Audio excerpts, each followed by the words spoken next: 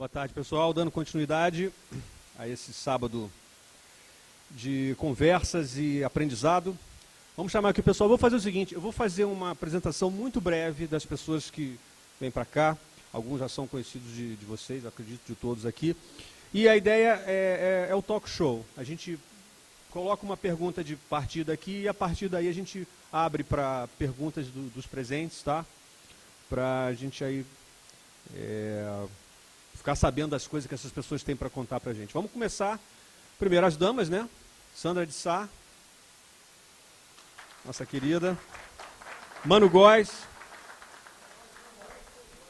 Foi embora? Então vamos lá. Aloysio Reis. Pode sentar aí, Sandra, por favor. Onde você quiser. E Roberto Menescal.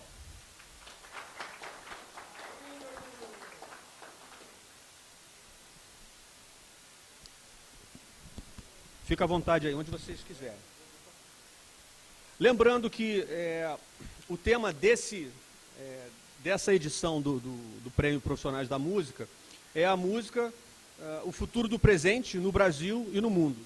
E nesse momento aqui a gente vai discutir, vamos debater, vamos conversar sobre artista e música, o futuro dos artistas e da música de uma forma geral e de uma forma específica. Eu queria propor o seguinte encaminhamento aí do que a gente vai conversar. Como aqui temos autores e temos também o Aloysio, que é editor musical, entre outras atividades, né? Pensei em sugerir o seguinte, tem um caminho, pensando assim nas pessoas que estão começando, ou estão aí buscando se estabelecer no mercado, nessa fase que a gente está vivendo agora, né, na era digital da música, às vezes o cara que não era assim um intérprete, um cara que tinha uma coisa de palco, assim, de show muito espetacular, um caminho possível para o indivíduo, o artista, assim, que é basicamente compositor, era esse caminho de entrar pela edição musical, assim, o cara colocar a música dele para outros intérpretes, né, gravarem aquelas músicas ali. E eu queria saber um pouquinho da experiência de vocês, assim, o que vocês acham? Por exemplo, a Sandra, que eu sei que já gravou música de várias outras pessoas, o Menescal que já teve as músicas gravadas por vários, né? E o Aloysio, que já vivencia esse nicho aí do mercado há muito tempo. Como é que vocês veem essa questão, assim, na época que a gente está vivendo hoje, do compositor, né, tanto do lado do intérprete como do compositor, aquele que coloca as suas músicas para serem gravadas por outros?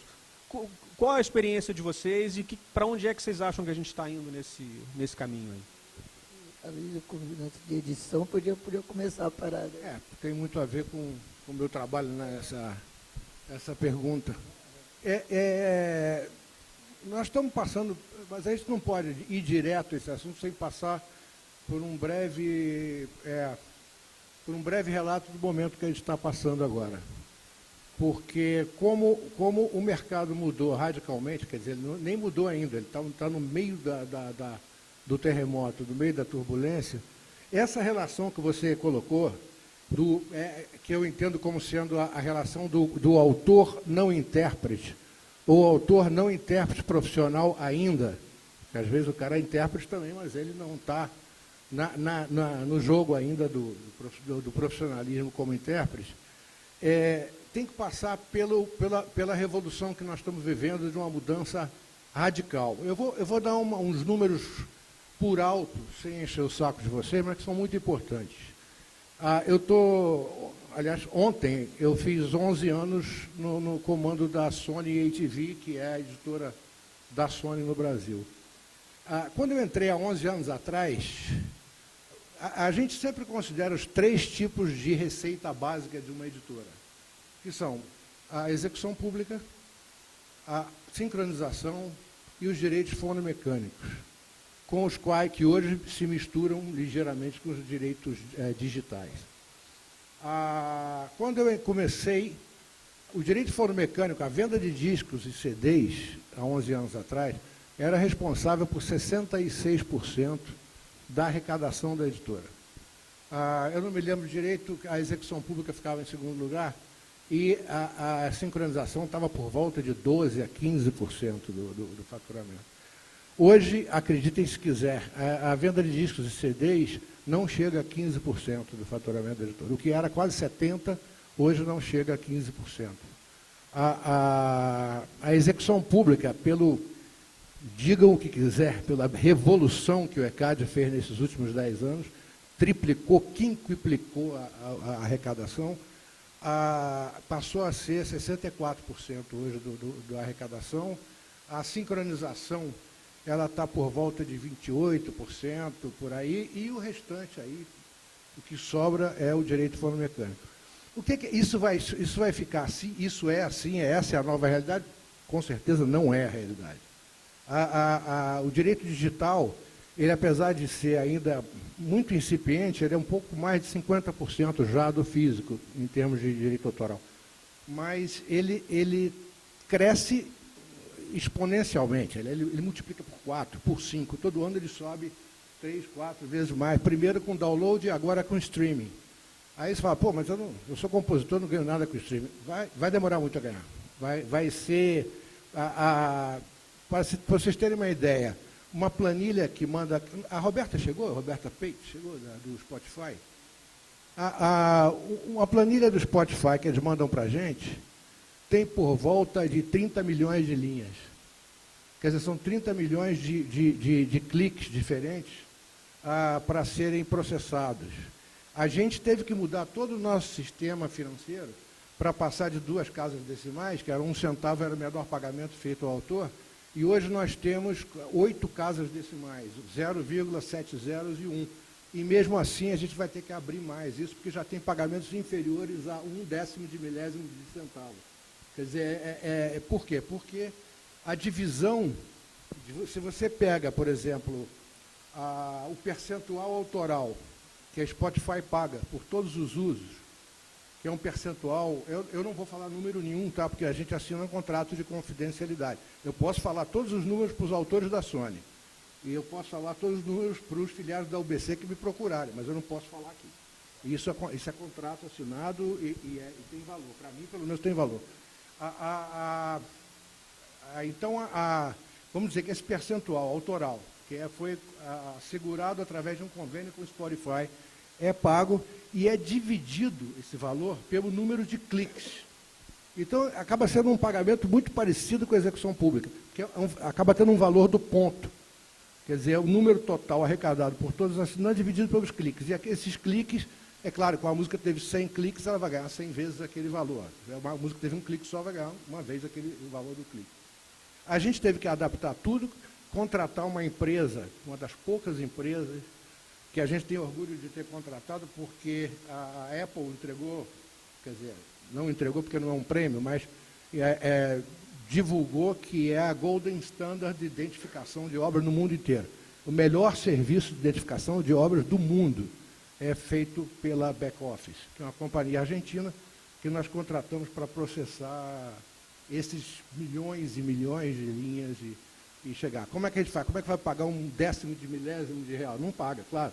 Você vai acumulando eles dentro do sistema até que vira 1 centavo. No dia que vira 1 centavo, a gente paga. E não tem outra forma, porque não existe moeda para se pagar menos de 1 centavo. Então, essa é a maneira de pagar. Então, com essa, isso eu estou falando, estou abreviando demais a história. Mas, assim, para a gente poder entender o papel do compositor não intérprete, a gente tem que entender que a tarefa dele fica cada dia mais difícil. O número de gravações, apesar de ter aumentado no mundo independente, diminuiu absurdamente no mundo das majors. O número de gravações hoje, eu não tenho um número exato, mas eu acho que deve estar por volta de mais ou menos 1/8 ou 1/10 do que era há 5, 6 anos atrás, o número de gravações. Então, das majors, das independentes deve ter multiplicado por 100, por 150. Mas isso significa o quê? A gente tem uma equipe de AIR que está em contato com os autores que são contratados da Sony. Esse material é recebido, quer dizer, o material bruto, composto, geralmente violão e voz. Alguns compositores têm estúdio, gravam uma coisa mais trabalhada. E a maioria dos autores, dos intérpretes hoje, das majors, falando do mundo da major, eles são compositores também. E quando não são compositores, tem um grupo de compositores que trabalha para eles já. Então, se você for fazer algum tipo de média, você tem 0,5 vaga em cada disco gravado por major, porque o resto já vem pronto. Então, cada dia o filtro é mais estreito para você incluir uma obra de um jovem compositor, de um compositor novo, num disco. Os caminhos são, vocês devem saber, não é novidade nenhuma, o caminho é o diretor artístico da gravadora, o caminho é o produtor do disco e o caminho é o próprio artista. São os 3 caminhos principais, isso não é novidade para ninguém. Eu não sei se eu respondi o que você está falando, mas é mais ou menos por aí. Assim, a intenção da pergunta era justamente discutir essa questão do cara que encontra como caminho de entrada no mercado da música, se apresentar como um compositor. Há uma editora como compositor, como se apresenta uma gravadora como intérprete. Né? Só que a gente vive hoje, eu acredito, uma época em que a indústria dos shows, das apresentações ao vivo, parece que ela se fortaleceu do começo do século para cá. Por outro lado, o compositor, o cara que faz, por exemplo, só letra de música, nosso homenageado aqui, Fernando Brant. O Fernando Brant fazia letra de música, né? Sim, mas mesmo, analisando, Fernando que foi assim, um dos meus melhores recentes amigos, assim, eu conversei com o Fernando noites inteiras sobre esses assuntos, nós conversamos até sobre isso, porque mesmo na época do Clube da Esquina, se você pega toda a produção discográfica do Clube da Esquina, você vê que não passa muito de 10 nomes ali, como compositores. Você tem sempre Milton, Lô, né, Beto, Ronaldo, Marcinho, os nomes, Murilo Antunes, né, assim, não sei se passa de 10, eu acho que não. Então, quer dizer, isso, claro que é o direito de qualquer intérprete, como o Milton Nascimento, ter o seu grupo, o Beto Guedes, mas, se você vê, não era também uma porta tão aberta quanto se imagina antigamente. Como já teve também a própria BMG, que era Porquinho, Massadas, tudo Paulo girava, Vale, né, dificilmente. Chico Rock, não sei o quê, todo mundo. Para gravar uma música com a BMG é muito difícil, porque quase todas as músicas eram daquele grupo ali. Inclusive para os intérpretes que compunham também era difícil. Também era difícil. Exatamente. Eu falo por mim, porque era difícil, de repente, alguma coisa de fora, porque fora já estava a produção interna ali, ali, já estava ali. É mais ou menos isso. Então, quer dizer, nesse aspecto, nunca foi fácil. E agora talvez seja um pouco mais difícil ainda. Eu acho que uma das dificuldades também que rolam, que eu tenho notado pelas redes, eu acho que eu chamo, às vezes, também de até da indústria da anticultura, né? Porque como os autores também estão desinformados, tipo, as pessoas que estão começando agora, digamos assim, são menos... A cabeça parece é menor, porque as pessoas, geralmente, eu recebo muitos recados nas redes, falando assim, eu tenho uma música, como é que eu faço? Olha, eu estou te mandando uma música, eu já registrei, tá lá na biblioteca, não sei o que lá. Entende? Então, acho que essas coisas também, porque eu acho que eu acho que em outras gerações atrás as pessoas eram mais como o próprio Fernando do Mundo, não, vamos fazer uma editora, não, tem que ter uma parada. E as pessoas agora não, eles perguntam muito. Se bem, Sandra, que Fernando e Ronaldo foram os primeiros, a fazer a própria editora. Claro que foi administrada pela EMI durante anos e tal. Agora Três Pontos está com a Dubas, é administrado pela Dubas, mas durante muitos anos, todos os autores não tinham suas editoras próprias. E depois deles começou a vir mais, aí veio uma enxurrada, né? Depois dos meninos veio uma enxurrada. E hoje eu acho engraçado, de repente, está acontecendo isso, quando eu acho que eles deviam estar mais informados ainda, né? Com a tecnologia, com tudo, eles ainda estão assim, não, olha, eu estou te mandando, mas pode deixar que já está registrada. Aí eu falo, aí eu começo a explicar, não, olha, procura isso, procura o editor, ou então vai, sabe, para ele procurar, se informa mais, para saber o que faz, que isso aí não vai adiantar nada, você está fazendo. Ou então os que falam, que mandam música, falam assim, olha, se você gostar, eu te dou a parceria. Aí eu falo, cara, eu sempre falo, cara, olha, nunca faça isso não, brother, a parada é sua. E aí deve ser muito ruim um dia você ouvir, de repente, uma música sua e não poder falar que é sua. Como um filho, você vê um filho teu, não faz isso não, cara. Não é? E tem, eu acho que essas coisas também se envolvem, né, nessas paradas todas. Eu tenho, aliás, 2 dias atrás, um grupo de compositores me telefonaram, quer dizer, me telefonaram já há alguns dias, mas há 2 dias atrás eu tive com eles no estúdio da Barra. Eles pediram se eu podia botar um violão numa música deles, que achava que é a minha cara, assim. Eu fui lá e botei. E aí começamos a conversar. E eles partiram de um princípio muito interessante. Eles falaram assim, a gente procurando as saídas para a música, o que a gente vai fazer dentro da música, como é que a gente vai conseguir gravar nossas músicas. Eles falaram assim, fizemos um estudo de como as coisas aconteceram dos anos 50, 60 para cá. Aí a gente descobriu que a Jovem Guarda se fez através de um grupo que se reuniu, um tocava a música do outro, aqui e tal, fizeram aqueles 15, 20, aí conseguiram o programa, conseguiram gravar, um gravava a música do outro, e eles falaram, puxa, bacana isso. Aí a Bossa Nova, a mesma coisa, um grupinho ali que começou a se juntar e começa um defende o outro e tal. Depois vem a Tropicália, né? A mesma coisa, um grupo da Bahia, como é que a gente vai fazer? E se junta, e se eu for, eu gravo tua música e tal. E teve aquele movimento do Ivaninho, do Gonzaguinha, como é que se chamou? Sua Livre Exportação. Né? Aí conseguiram o programa. E aí eles falaram assim, Clube da Esquina também, né? Mesmo que não tenha sido tão grande em nome de pessoas, a mesma coisa, quer dizer, conseguiram se defender e publicar suas músicas, divulgar suas músicas através de cada um que conseguisse sua entrada. E eles falaram assim, puxa, quando a gente viu isso, talvez a nossa chance seja essa. Era um grupo de uns 20, assim, sabe, que se reunia também.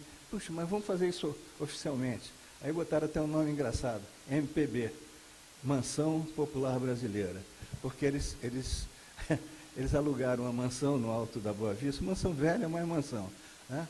E ficaram lá 2 meses trancados, não podiam sair, né? E não podia entrar mais ninguém também. E compondo, vivendo de música de manhã, de tarde, de noite e tal, e fizeram perto de 50 músicas nesses 2 meses. E agora estão gravando um disco, foi esse que eu fui botar violão. Mas eu achei essa coisa que você fala, as pessoas estão muito despreparadas. Não, eles fizeram o contrário. Vamos nos preparar para sair mostrando. Isso tem 2 dias atrás, né? E aí eu ouvi umas 10 músicas muito boas, muito boas. Os Novos Baianos também, né, fizeram uma coisa assim. Então, essa coisa de juntar pessoas que tenham a mesma direção de música, mais ou menos, é muito interessante, é um caminho muito bacana. Um conseguiu, grava e vai por aí. Isso está rolando também em forma dos saraus que estão rolando agora. Né? Saraus que também são chamados de coletivos. Né? Então, está acontecendo muito, eu estou vendo de perto. Esse aqui, Conexão Japa Preta, é um coletivo que a gente tem, é Japa Preta porque sou eu e Dani Suzuki. E nós começamos em casa, começou na casa da Dani, depois era na minha casa, na casa da Carol, então foi indo de casa em casa, de repente começamos a fazer no Cais do Oriente, esse mês vamos fazer no Supibá, e as pessoas estão conhecendo e estão começando a se formar bandas, um que conhece o outro, que conhece um, que às vezes o cara chega tocando um violão, aí daqui a pouco vai um para a bateria, o outro vai para o teclado, não sei o quê, aí já começa a conversar no cantinho, pô, vamos fazer os negócios aí.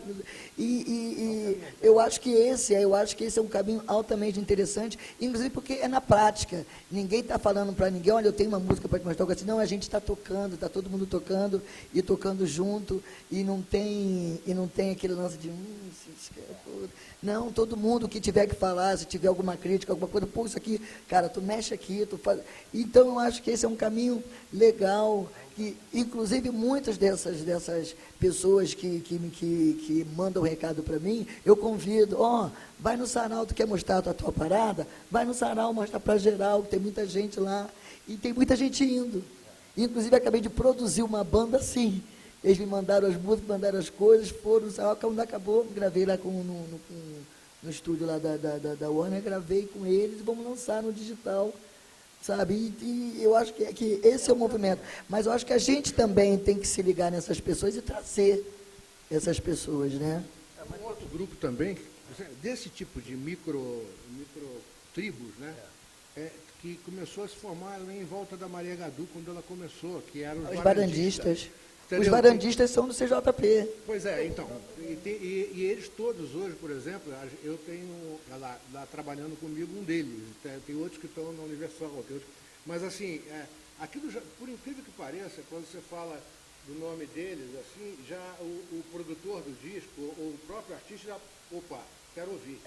Entendeu? Por quê? Porque fez parte de um grupo vitorioso com um produto, na verdade, com um ou dois produtos, mas aquilo já começa a abrir porta. Essas tribos são excelentes para como... Eu acho que é o melhor dos caminhos, até porque é na prática, uma coisa na prática. E eles existindo, eles vão se divulgando, os cantores já profissionais, já colocados, vão lá, deixa eu ver a música desse cara. E vai lá, descobre a música, e vai assim. E foi assim que aconteceu com todos esses grupos, né? E eu acho que é um caminho que a gente tem que pensar, porque não tem muitos outros, não. O caminho é esse. E vocês acham que esse tipo de interação de intérprete e autor, que sempre se deu assim, de pessoa para pessoa, de grupos, né, de amigos, né, companheiros da música, vocês acham que isso está migrando para o meio digital também, de rede social, ou vocês acham que não? Continua sendo contato pessoa a pessoa? Acho que é consequência normal, natural.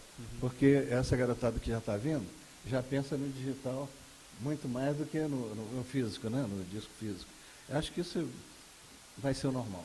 É a correnteza e você vai nela. O principal é sem a música, rapaz, ninguém faz nada. Pode você botar uma série, nós estamos aqui por causa de música. Se tirar a música, não tem nada para fazer aqui. Pô. E tanto é que esses meninos que eu estou produzindo, essa garotada, às vezes eu falo, cara, olha, o físico não sei quando vai dar para fazer, mas no digital vai ser, não, o que importa é o digital. Então tá.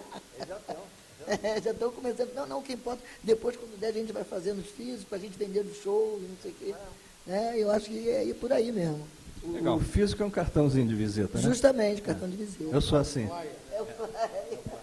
Então, acho que foi um bom começo para a nossa conversa. Agora a gente pode abrir aí para perguntas de quem quiser esclarecer alguma dúvida, saber alguma coisa dos nossos... Eu queria só acrescentar uma coisa, que outro dia, meu filho, que é músico também, falou assim, deixa eu te mostrar, não importa o artista, é um artista estrangeiro, mas te mostrar um clipe que o cara vê que impressionante, você vai ficar espantado. E eu fiquei mesmo.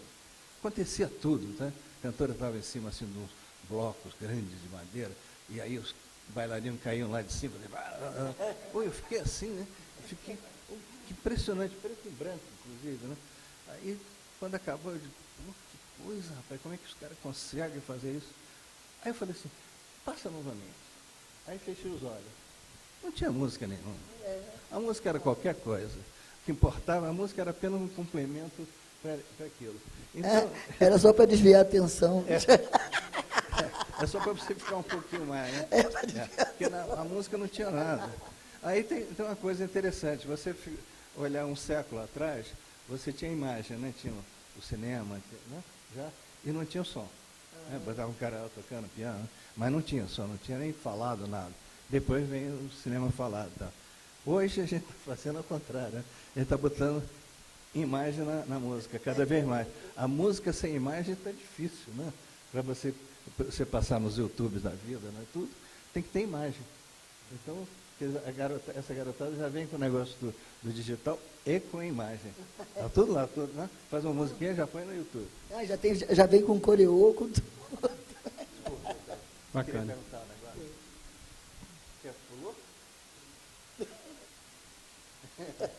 Alguma pergunta da plateia? Não, porque eu também já tenho um aqui. Tem lá. Lá atrás? Chegar o microfone lá. Enquanto o microfone chega lá, eu queria aproveitar aqui a presença do Aloysio e perguntar uma coisa. A ATV, do Sony ATV, é aquela editora pela qual passou o catálogo da fase inicial dos Beatles? Que era da editora do Dick James? É exatamente a editora. A história é simples. Porque tem um mito interessante com relação a esse catálogo. Isso né? É a história da década de 80, vou ser breve só para matar a curiosidade. A Sony tentou comprar do Michael Jackson o catálogo dos Beatles. Uhum. A resposta do Michael é que ele não vendia, mas trocava. Trocava por 49% das ações da Sony. Uhum. E a Sony aceitou. Então virou Sony ATV, que é Sony barra ATV é Michael Jackson, Sony.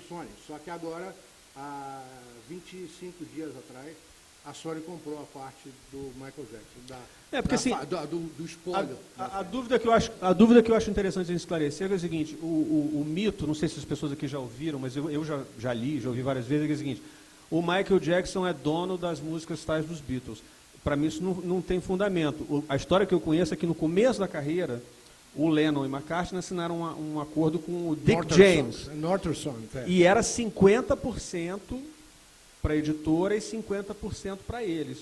Então, assim, nunca o Michael Jackson poderia ter 100% das músicas. Ele, nunca. no máximo, teria os 50%. Né? Você pode contar nos dedos os casos em que uma editora tem 100% de obra. Não tem. Não, e esse padrão de 50 também era antigo, depois passou para 75%, 25%. Essa né? história de 100% é 100% dos direitos editoriais. Uhum. Entendeu? Isso sim. O Michael Jackson tinha 100% dos direitos editoriais. Então, da parte da editora. Da parte dos autores, não. Lennon e McCartney nunca deixaram de receber um centavo. Pois é. Tem que continuar. Interessante esclarecer isso. Bom, Vamos lá. Alô? Bom, meu nome é Leandro, satisfação participar aqui com vocês. Pegando um pouco da pergunta inicial sobre a questão do futuro e um pouco da aula que vocês acabaram de dar aí para a gente, isso me remete a um pouco que me parece que a essência da coisa meio que não mudou, mesmo com um cenário digital ou físico, me parece que a essência continua a mesma, como, por exemplo, criar música boa, se articular e ganhar visibilidade. A partir daí, as questões do meio de consumo, como você vai consumir a música, me parece que isso sim mudou, mas a essência de como se trabalhar a música parece que continua a mesma de anos atrás, desde quando ela apareceu. Queria que vocês comentassem um pouquinho sobre isso. Eu acho, para mim, eu acho que ainda não mudou, mas está mudando. Na verdade, é uma coisa de geração também. Essa geração, quando se colocar aí, ela já vem com outro rumo, não tem dúvida, com outras saídas. Né? Acho que a gente não tem ainda o controle de certas coisas. Você vê, 2 anos atrás, ou 3, 2 anos, apareceu a melhor banda da Terra, não tinha um negócio assim? Qual era o nome? Melhor banda da Terra, uma coisa. Né? A mais bonita da cidade. Onde é que eles estão?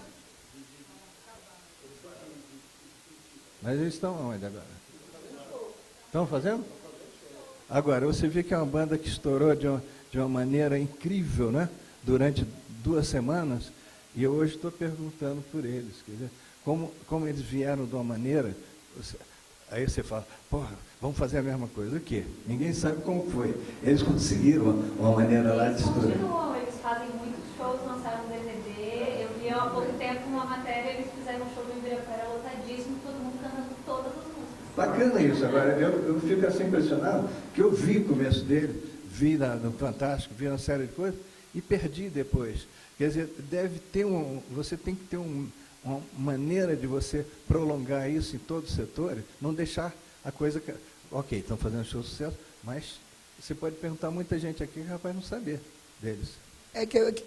Eu acho que já entra também uma coisa de mídia, uma coisa de moda, uma coisa, né, da cabeça das pessoas, porque tem muita gente que não está realmente na mídia, não está aí rolando, e inclusive faz às vezes mais show do que gente que está na mídia. E eu ia falar justamente isso, a gente precisa estar em todos esses meios para conseguir ter uma carreira sustentável, porque eu acho que esse é o grande objetivo. Eu sou cantora, sou compositora, eu quero ter? Eu quero ter uma carreira sustentável.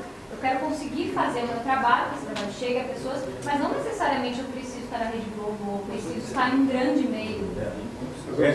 Esse meio de divulgação, que acho que é aí que acho que vai a coisa mudar bastante. Porque com a internet, com tudo, você tem milhões de maneiras de se produzir. Inclusive, eu tive num congresso no Maranhão, muito interessante, e um professor dizendo como você divulgar seu trabalho. Né? Aí ele fala, tem 61 maneiras disso. Agora, qual é a maneira para você?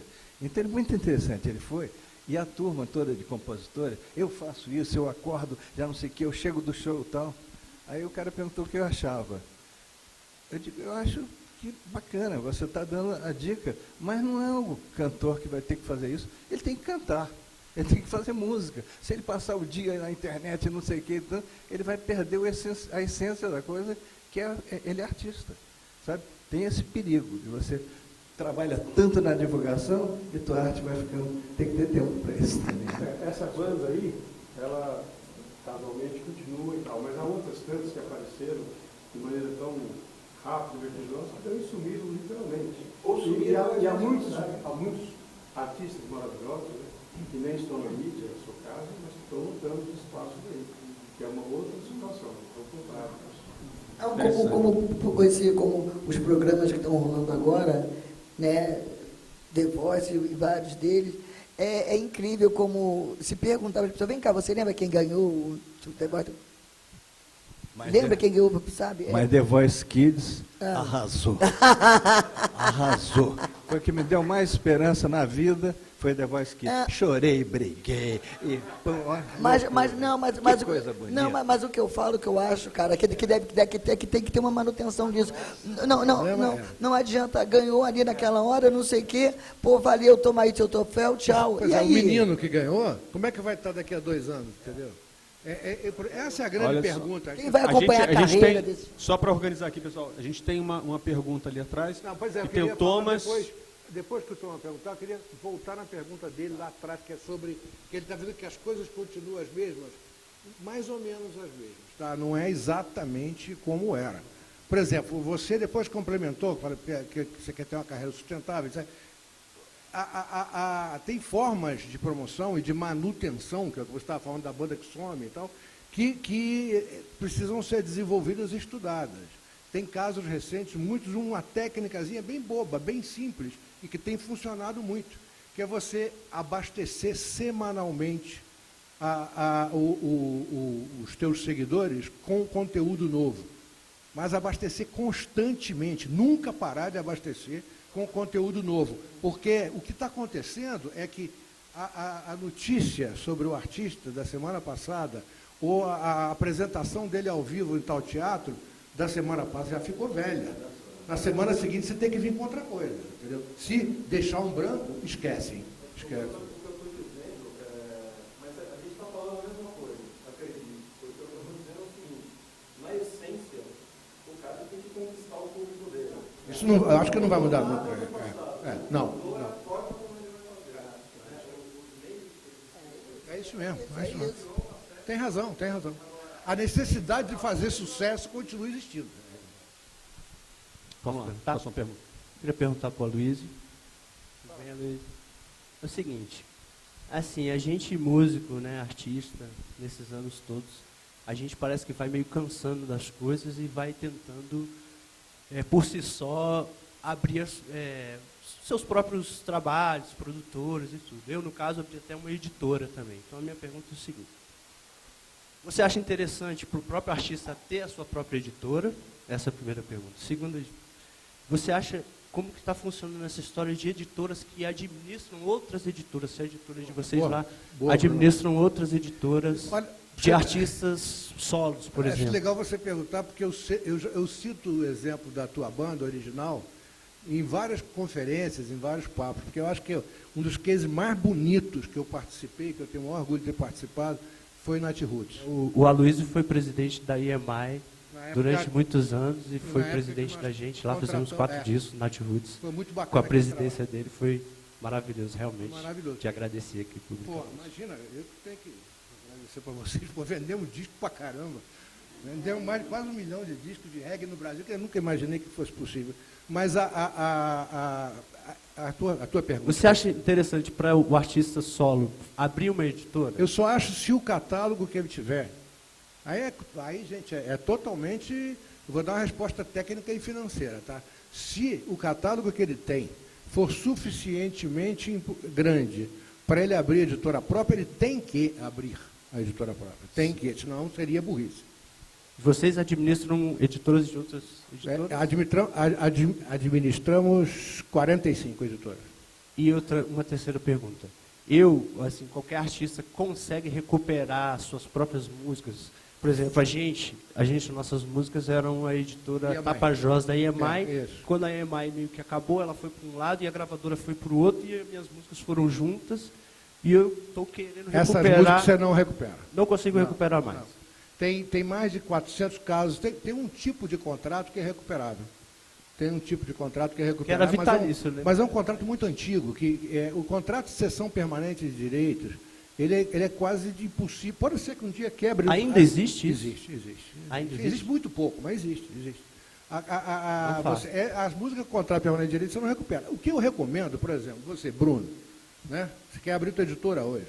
O catálogo de tuas obras não é suficientemente grande para você ter uma empresa.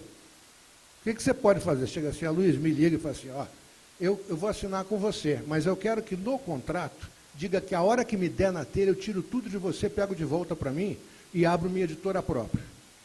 Eu vou te responder o seguinte, tudo bem, no dia que você abrir a tua editora própria, eu vou administrar ela por 2 anos. E aí eu começo a trabalhar com você como autor exclusivo, só que com o direito de, a hora que der na tua telha, você pega as tuas músicas todas de volta. Eu administro por 2 anos, depois você continua comigo ou vai embora, dependendo do que você queira. Aí é a tua decisão. Isso é que eu recomendo a todo mundo hoje, entendeu? As músicas novas. Não, as que foram assinadas, quando nós assinamos com o Bruno, foi quando? Foi em 2000 ou 2001? 97. 97. Foi 97. Então, aí já era. Essas músicas não, porque você assinou com a Tapajós com um contrato de cessão permanente de direito, aí já era. Estou dizendo, mas toda a tua produção mais recente, você pode tomar o controle dela por resto da tua vida. Isso é uma questão de orientação. A gente faz isso porque eu não quero ouvir de nenhum autor, pô, você podia ter me dito que isso era possível. Então, eu já falo de uma vez.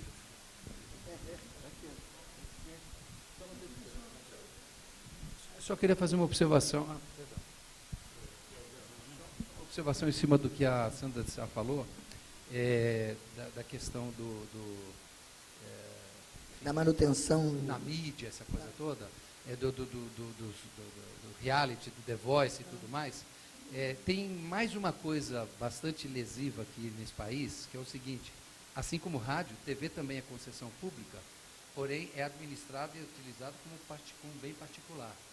E cria existe uma coisa muito ruim para a nossa arte, para a nossa cultura, para a nossa música, que se criam determinados guetos e acabou e não tem assunto. Então, o que eu quero dizer? Eu fui, por exemplo, jurado do Ídolos. No mundo inteiro, quando esse tipo de reality, quando o cara ganha, ele está na capa de todas as revistas, ele está em todos os programas, ele de fato se consolida como artista ou tem um impulso, ele é catapultado de uma forma impressionante, muito forte e com certeza artista, né? ele é. No Brasil, ao contrário, e não só no caso desses realities, quem é da Globo é da Globo, quem é do SBT é do SBT. Então o cara ganhou um reality no SBT, ele só aparece no SBT, eventualmente na Rede TV, que ainda pega umas rebarbinhas ali, então pega a rebarba. Isso é muito ruim, muito nocivo. Isso para mim, assim, devia ser proibido em lei. Devia ser efetivamente proibido quando comprovado a empresa ser autuada e tudo mais.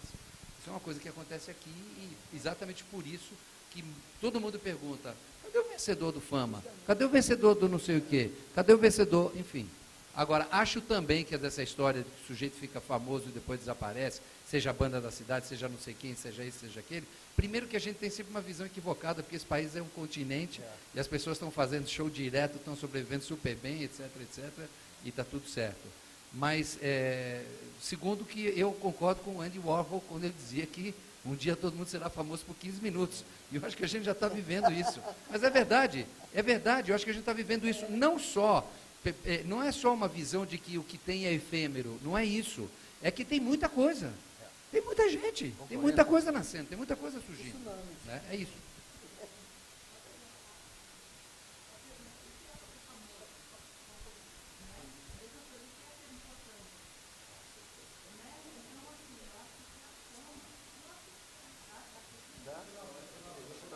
Ah, tá bom. Então tá. Refazendo a pergunta. O que é ser famoso? o que é ser importante, né?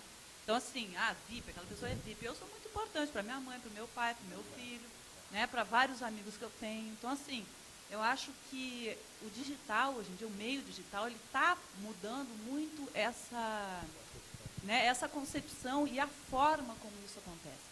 Então, a gente está passando por uma transformação e muitas coisas são difíceis da gente entender ainda. Mas, assim, como uma empresa que tem concessão pública administrada privadamente, digamos assim, né? Hoje em dia você tem alternativas que você não precisa de concessão pública e a informação ela é muito mais pública, né? Mesmo sem precisar dessa concessão. Então, assim, são modelos que estão mudando e a gente tem que acompanhar. É difícil, às vezes a gente se afoga, toma uma vaca na cabeça para tentar entender. Então, assim, quando fala o que é ser famoso, às vezes você é famoso no raio que está interessante para você. O que é ser famoso? Eu quero ser famoso no mundo, bota aí um recorte, né? Quando você vai fazer mesmo uma tese de doutorado, você tem que ter um recorte. Então, assim, bota um recorte. E eu acho que é mais ou menos por aí. Muitos artistas, por exemplo, locais, né? Eu circulo bastante, tal, eu tenho uma rádio na web, né? E muitos artistas, eles se sustentam com o seu... E rádio na web é o seguinte, toca no Japão, né? Pergunta assim, não toca só aqui, ó, atravessei a ponte e já não pega mais. Não, pega no mundo todo onde tiver internet. Então, assim, esses conceitos, eles vão mudando, né? E eu acho que a gente tem que repensar também as formas. O que é mídia? Como é que é isso? Né? E o que, enfim, uma época, só para assim, complementar esse pensamento do que é ser famoso, eu vi uma entrevista até no Jornal do Almoço de Porto Alegre, eu estava lá, enfim, de passagem, né? E aí tinha lá um jogador do interior, um timinho, tal, não sei o quê, que conseguiu fazer um gol no Inter, né? E aí o cara, poxa, e tal, ganhou, eu acho, não sei como é que aconteceu isso, que perguntaram para o cara, qual é o seu maior desejo na vida? Aí todo mundo pensou, não, quero jogar na seleção brasileira, né? Aí quando ele virou e disse assim, o meu maior sonho é ser titular do Passo Fundo. Tá bom, entendeu? E aquilo ali eu pensei, gente, claro, ele pode ser titular do Passo Fundo, ter uma carreira brilhante, ganhar o dinheiro dele, ter a família dele, ser feliz, né? Então, eu acho que esses conceitos a gente tem que mudar, né? Então, o que é ser famoso? Essa é a pergunta que eu deixo para todo mundo. Tá? Obrigada. É só uma coisa interessante. Nós estávamos numa reunião da BMI, lá no Rio, e estava até, você estava também nesse grupo, que eu me lembro, e tinha um cara, um cabeludo, na frente, prestando atenção o tempo todo. Aí ele falou, quero fazer uma pergunta, por favor, vê se vocês conseguem me responder. Eu sei que tem pessoas que fazem 35, 36 shows por mês, né? Que às vezes 2 no sábado, 3 no domingo. Eu queria que vocês me respondessem, que alguém me respondesse, como é que eu faço para fazer isso? Eu falei, eu sei te responder, eu sei. Você não vai saber nunca aqui, porque quem podia te falar isso está fazendo show. Não está aqui para te responder. Poderia estar aqui. Né?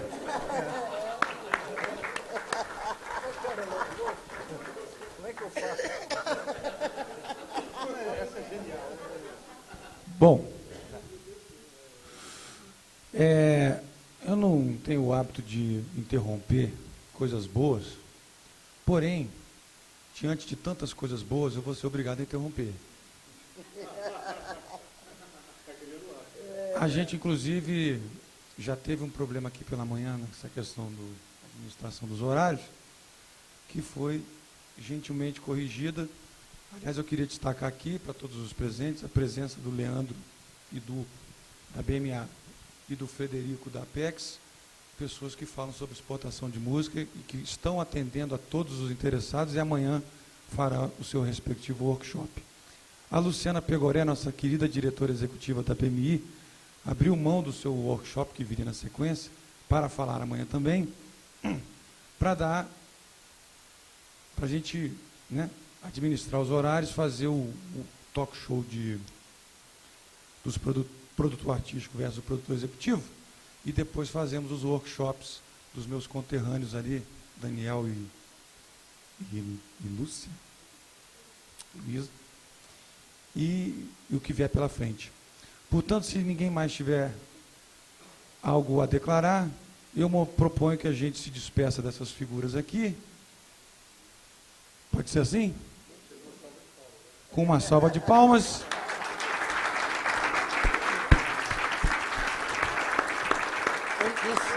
E, obviamente, convidando vocês todos...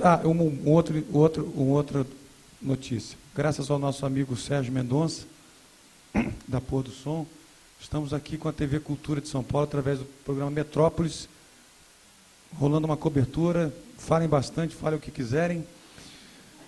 E vamos agora, Luiz, nosso fotógrafo, fazer o nosso momento patrocinado pela indústria Pau de Selfie. Por favor, vamos aqui, todo mundo em pé.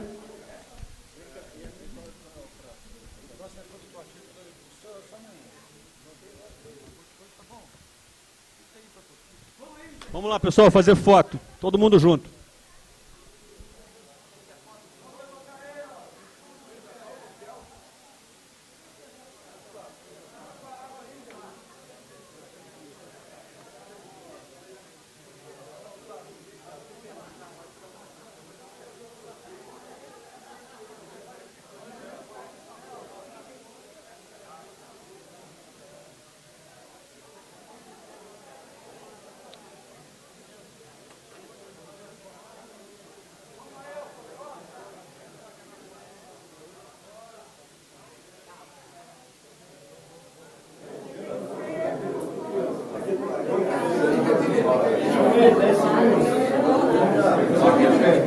Lembrando que o nosso vídeo é uma foto. Viva Fernando Brant! Viva!